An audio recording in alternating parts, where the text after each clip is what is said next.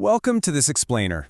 For years, an incredibly dense web of powerful names, secret meetings, and hidden connections surrounded one single man. It's a story that has absolutely captivated the entire globe, mostly because it's shrouded in a level of secrecy that is, frankly, hard to even comprehend. Today, we're going to break down the massive controversy surrounding Jeffrey Epstein. We're going to bypass all the sensational headlines, dive straight into the documented evidence, and really work to separate proven fact from widespread speculation. Think back to when this broke. The news cycle was completely hijacked when nearly 5,000 pages of unsealed documents suddenly surfaced from a settled 2015 defamation lawsuit. You've probably heard everyone in the media calling them the Epstein files. But beyond the explosive reactions and the trending topics, we need to ask our central question for today: what do these highly anticipated files actually reveal? And, perhaps even more importantly, what remains totally unanswered? So here is our roadmap for this explainer. We'll be hitting 1. The Epstein files mystery. 2. Who was Jeffrey Epstein? 3. The controversial plea deal. 4. Inside the documents. 5. The powerful network. And finally, 6. Unanswered questions remain. Let's get right into it. Starting off with Section 1, the Epstein files mystery, peeling back the layers. It is honestly hard to overstate the absolute shockwave these documents sent through the public. We're talking about thousands of previously sealed pages just suddenly surfacing for the entire world to read. For years, there had been this intense speculation about what exactly was hidden in these court records. When a federal judge finally ordered their release, the public interest was so overwhelming that court websites literally crashed under the traffic. This wasn't just some slow trickle of info. It was a massive, sudden data dump that disrupted news cycles globally. It turned everyday public intrigue into an absolute frenzy as everyone rushed to see whose names were hidden inside those pages. Let's move to Section 2. Who was Jeffrey Epstein, the man behind the mystery? To really grasp the scale of this scandal, we kind of need a snapshot of the man before the global infamy. Born in the U.S. back in 1953, Jeffrey Epstein built this identity as a high-profile financier. And he wasn't just wealthy, he had this exclusive, unprecedented access to the absolute highest echelons of society.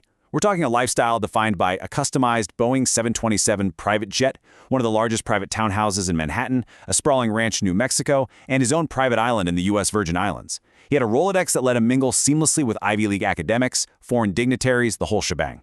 But as we know, this immense wealth and influence stands in incredibly sharp, horrifying contrast to the criminal allegations, specifically the systematic exploitation and trafficking of minors that eventually made his name infamous worldwide. That brings us to Section 3. The controversial plea deal, how justice was delayed.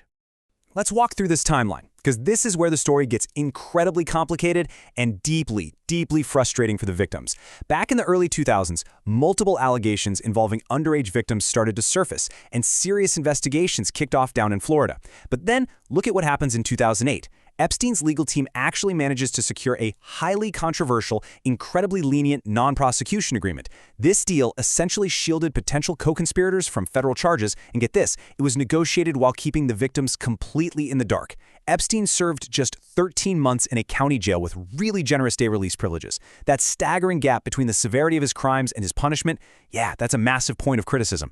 It wasn't until way later, over a decade later, in 2019, that he was finally arrested again on severe federal trafficking charges. And then, abruptly, in August 2019, the timeline ends when he dies in a New York jail awaiting trial.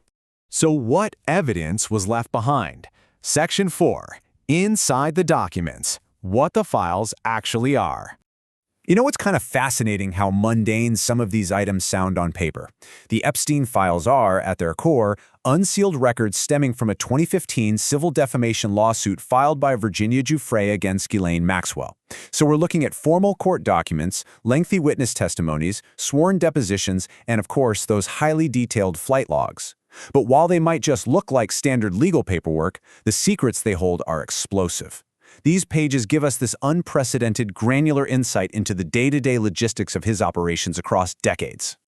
Now hold on, there is a super crucial distinction we've got to make right here. Being named in the documents versus proof of guilt. Being named does not automatically equate to criminal wrongdoing. This is a vital baseline for responsibly reading these files. Legal processes require due process and hard evidence, right? A lot of the claims made in civil depositions remain just that, allegations, unless proven in a court of law. So if someone's name pops up, say as a passenger on a flight log, it only proves an association with Epstein.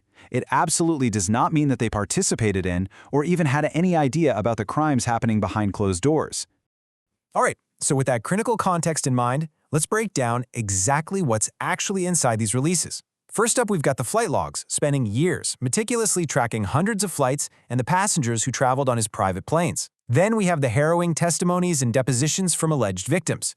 These are incredibly disturbing accounts that provide specific details about things like the layouts of massage rooms at his Palm Beach estate or the pathways on his private island. Finally, the docs heavily reference the logistical network between these international residences, showing exactly how people were moved around across multiple jurisdictions. And these locations hosted a lot of people, leading us to Section 5, the powerful network, influence and protection. This brings us to easily one of the most intensely scrutinized aspects of the whole entire case, his orbit of global elites. The documents show a network that is simply staggering in its reach. The guy associated with politicians and former heads of state, he was connected to huge celebrities and international royalty, and he mingled with powerful business leaders and tech billionaires. Naturally, the sheer caliber of this network raised some immediate grave questions. People were rightfully asking, did this immense influence buy him protection? Like, how exactly did his actions go unchecked by local and federal authorities for so incredibly long? And that beautifully, or rather tragically, illustrates a concept we really have to define: systemic failure. That's when established institutions and protections just fail to hold powerful individuals accountable, allowing their actions to go unchecked.